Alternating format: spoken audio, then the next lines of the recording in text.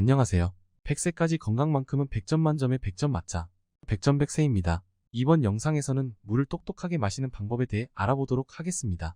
먼저 사람은 물을 왜 마셔야 하는지, 어떤 물이 좋은 물인지, 언제 어떻게 마시는 것이 좋은지에 대한 순서로 영상이 진행됩니다. 여러분 하루에 커피는 3잔 이상을 거뜬히 마시지만 물은 한두 컵도 마시기 힘들지 않나요? 마음 먹고 컵에 물을 가득 담아서 책상 위에 올려놨는데 하루 일과가 끝날 때까지 한 모금도 마시지 않아 그대로 버렸던 경험 있지 않나요? 물을 충분히 마시는 게 건강에 좋다는 사실은 많이들 알고 계시지만 실행에 옮기기는 여간 쉬운 일이 아닙니다. 또한 무작정 물을 많이 마신다고 하여 건강이 보장되는 것도 아니죠. 물은 분명 잘 마시면 최고의 보약이 되지만 잘못 마시면 목숨을 앗아갈 수도 있을 만큼 우리 몸에 지대한 영향력을 미칩니다. 때문에 물은 제대로 알고 마셔야 합니다. 지금부터 물을 왜 마셔야 하는지, 어떠한 물이 좋은 물인지, 언제 어떻게 마셔야 하는지에 대해 이야기해보겠습니다. 그리고 영상 마지막에는 아무런 준비물 없이도 누구나 쉽게 간단하게 만들 수 있는 특별한 물 마시기 방법을 알려드리도록 하겠습니다. 첫 번째, 물은 왜 마셔야 할까요? 이제 막 태어난 아기의 몸무게는 90%가 물로 이루어져 있습니다. 그래서 아기들을 만져보면 몸 전체가 젤리처럼 포동포동하고 말랑말랑하죠. 하지만 성인이 되면서 수분은 줄어들고 몸무게의 70%가 물로 이루어진 상태가 됩니다. 그리고 더 점점 나이가 들수록 수분은 계속 줄어들어서 50대 정도가 되면 몸무게의 50%만이 수분으로 구성됩니다. 결국 노화라는 것은 우리 몸이 수분을 잃어가는 과정이라고 볼 수 있습니다. 우리 몸의 수분은 우리가 살아있는 동안 지금 이 순간에도 계속 빠져나가고 있습니다. 땀을 흘리고 화장실을 가는 것뿐만 아니라 호흡을 하는 것조차도 수분이 빠져나가는 현상입니다. 눈을 깜빡이지 않고 오래 버틸 수 없는 것도 눈 깜빡임을 통해 각막에 수분을 보충해야 하기 때문이죠. 이렇듯 우리 몸은 실시간으로 수분을 잃어가고 있는데 보충을 해주지 않는다면 어떤 일이 벌어질까요?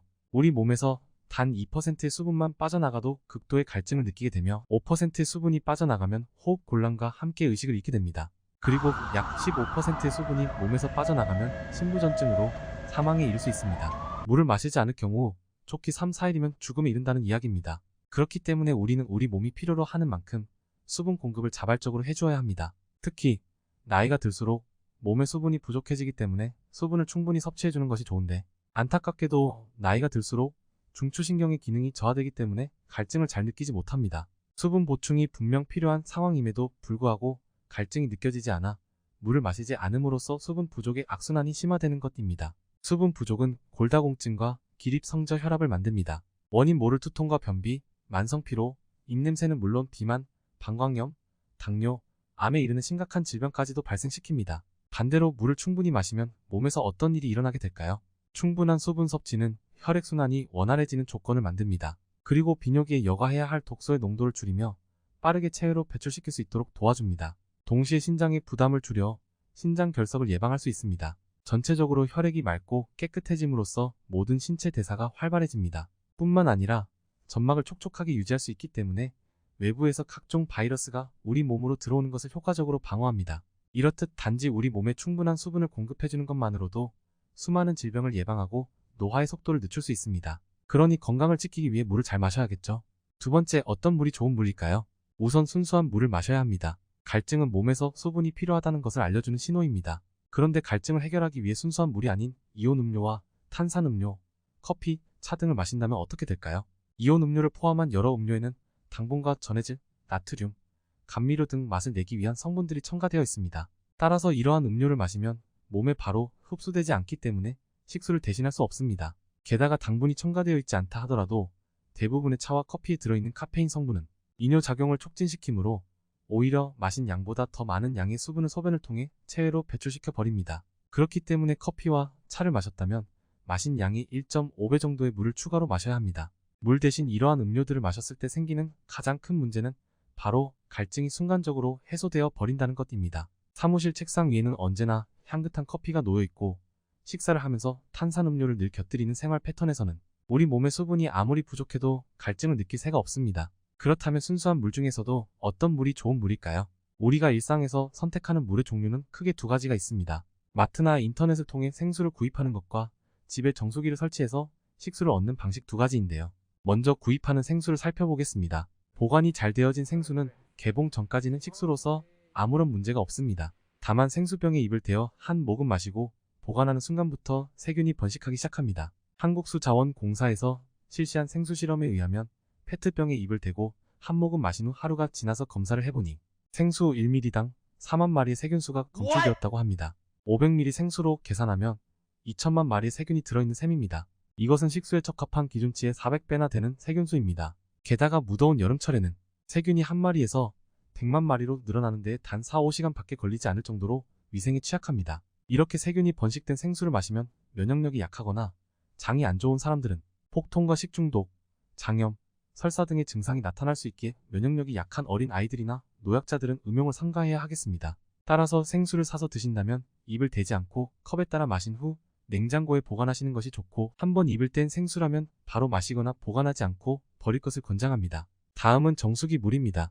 정수기는 대부분 직수형으로 바뀌어가는 추세이며 여과 방식에 따라 대표적으로 역삼투압 방식과 중공사막 필터 방식으로 나뉩니다. 얼마 전까지만 하더라도 우리나라에서 사용하는 대부분의 정수기는 역삼투압 방식이었습니다. 기술의 발전 등에 따라 요즘은 집집마다 다양한 종류의 정수기를 사용합니다. 먼저 역삼투압 방식의 특징은 아주 깨끗한 물을 만들어준다는 점에 있습니다. 하지만 여기서 문제점이 발생하는데, 너무 깨끗하게 여과를 시키는 바람에 몸에 이로운 역할을 하는 미네랄까지도 걸러버린다는 것입니다.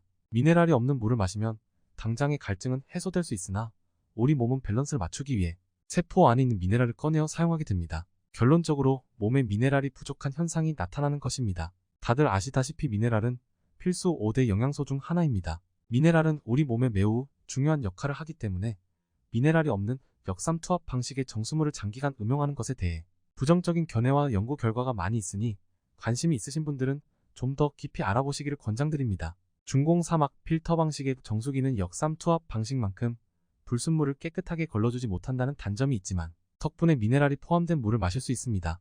따라서 지하수 등이 아닌 수돗물이 직수로 나오는 가정집이라면 역삼투압 방식보다는 중공사막 필터 방식의 정수기를 사용하는 것이 위생에 문제도 없고 미네랄까지 함유된 좋은 물을 마실 수 있기 때문에 더 나은 선택이 아닐까 생각합니다. 추가로 노년층이라면 일반 생수와 정수물보다 이온화된 알칼리수를 음용하는 것이 이로운 것으로 알려져 있습니다. 이것은 알칼리, 산성과 같은 pH의 문제라기보다는 물이 이온화되는 과정을 거치면서 칼슘이나 마그네슘과 같은 무기질 성분들이 물에 많이 함유되는데, 이러한 성분들은 나이가 들면 쉽게 부족해지기 때문입니다. 식약처에서는 알칼리수가 만성설사와 소화불량, 위장 내 이상 발효, 위상과다와 같은 증상 개선에 도움을 준다고 밝히고 있습니다.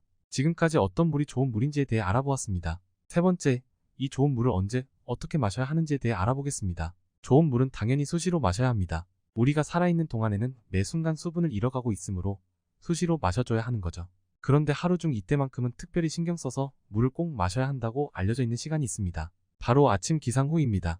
우리 몸은 수면을 통해서 대청소를 합니다. 우리가 수면에 들면 우리 몸은 내분비 기관을 재정비하고 뇌에 쌓인 이물질을 청소하고 근육을 만드는 등 일련의 과정을 거치면서 약 500ml라는 엄청난 양의 수분을 노폐물과 함께 체외로 배출시킵니다. 즉, 아침에 기상하면 우리 몸은 수분이 매우 부족한 상태라는 것입니다. 그래서 물 한 잔을 마시는 것이 매우 중요합니다. 수분이 빠져나가 끈적해진 상태의 혈액은 점도가 높아 순환이 잘 되지 않습니다. 이 상태에서 순수한 물을 마셔주면 혈액의 점도를 낮추어서 혈액순환이 원활히 되고 밤새 쌓여있던 노폐물들을 소변과 대변을 통해 빠르게 배출시킬 수 있도록 도와줍니다. 그렇다면 아침에 일어나서 벌컥벌컥 냉수 한 잔을 들이키면 되는 걸까요?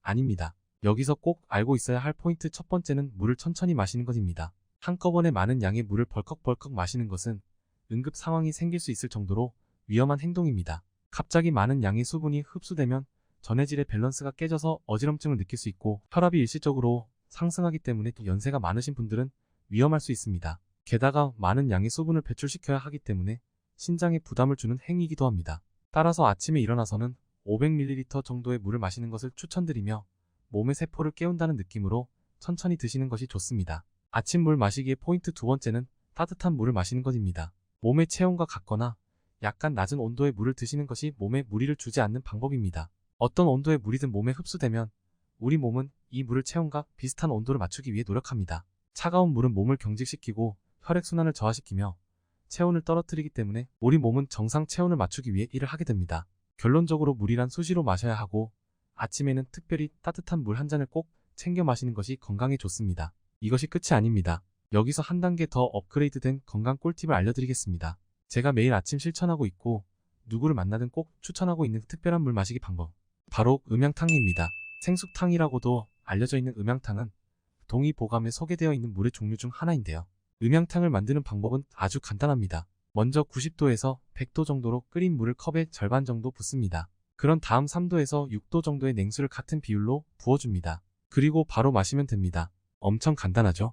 특별한 준비물도 없고 누구든 언제 어디서나 만들 수 있습니다. 다만 여기서 꼭 지켜야 할 규칙이 있는데 그것은 바로 뜨거운 물을 먼저 붓는 것입니다. 그 이유는 음양탕이란 물의 대륙 현상을 이용해 효과를 얻는 것이기 때문인데요. 원래 더운 것은 위로 올라가려는 성질이 있고 차가운 것은 아래로 내려가려는 성질이 있습니다. 난방기구는 바닥에다 두고 쓰고 에어컨은 높은 곳에 설치하는 것과 같은 이치이죠.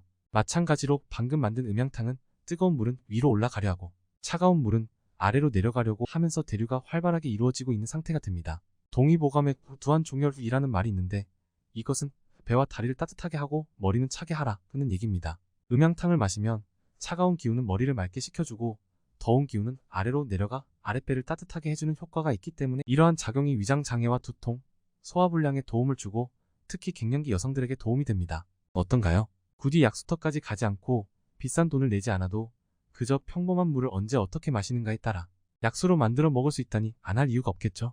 매일 아침 일어나 공복에 음양탕 한 잔으로 하루를 시작해보시기 바랍니다. 지금까지 우리가 물을 마셔야 하는 이유와 어떤 물을 언제 어떻게 마시는 것이 좋은지에 대해 알아보았습니다. 여러분 모두 어제보다 건강한 오늘을 만드는 하루가 되시기를 진심으로 바랍니다. 시청해주셔서 감사합니다.